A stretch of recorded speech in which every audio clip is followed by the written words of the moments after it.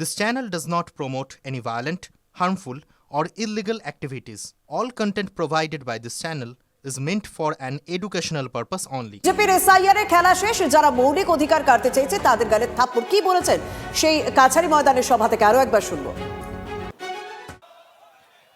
দেশের সর্বোচ্চ আদালত সুপ্রিম কোর্ট তৃণমূলের দাবিকে মান্যতা দিয়ে বলেছে লজিক্যাল ডিসক্রিপেন্সি লিস্ট রিলিজ করতে হবে। বিচারপতিরাও বলেছেন বিএলএ টুরা হিয়ারিং এ থাকবে। এর সাথে যারা হিয়ারিং এ যাচ্ছে তাদেরকে রসিদ দিতে হবে, অ্যাকনলেজমেন্ট দিতে হবে। বিজেপির এসআইআর এর খেলা শেষ। 1 কোটি মানুষকে বেছে বেছে যারা ভোটার তালিকা থেকে বাদ দেব বলেছিল, এই জয় মামাটি মানুষের, এই জয় খেটে খাওয়া মানুষের, এই জয় বাংলার।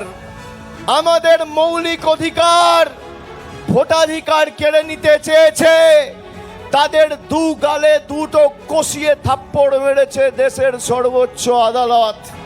তাহলে কার ক্ষমতা বেশি, মোদিজি 10 কোটি মানুষ না বিজেপির জমিদার, বহিরাগত জল্লাদ না খেটে খাওয়া মানুষ? আজকে কোর্টে হারালাম, এপ্রিলে ভোটে হারাবো, তৈরি থাকো। কেন্দ্রীয় প্রতিমন্ত্রী সুকান্ত মজুমদার সঙ্গে রয়েছেন, আপনি শুনেন অভিষেকের বক্তব্য এবং কোন প্রেক্ষিতে সেটাও আপনি জানেন, আপনার রিয়াকশন।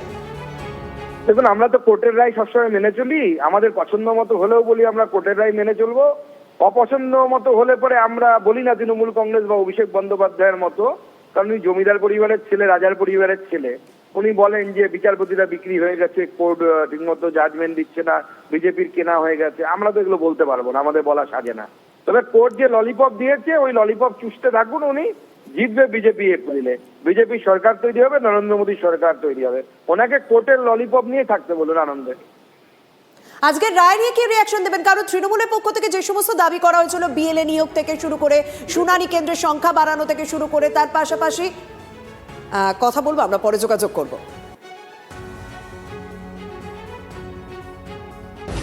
সুপ্রিম কোর্ট আজকে এসআইআর পদ্ধতি নিয়ে যে তাদের যে নির্দেশনামা দিয়েছেন, তাতে কিন্তু প্রমাণিত হচ্ছে যে মমতা বন্দ্যোপাধ্যায়ের নেতৃত্বে সর্বভারতীয় তৃণমূল কংগ্রেস যে দাবিগুলি ভোটারদের অধিকার রক্ষার স্বার্থে করছিল, সেটাই কিন্তু মান্যতা পাচ্ছে। এই যে হিয়ারিং এ ডাকা হচ্ছে লজিক্যাল ডিসক্রিপেন্সির নামে, যাকে তাকে ইচ্ছা ডেকে পাঠাচ্ছে।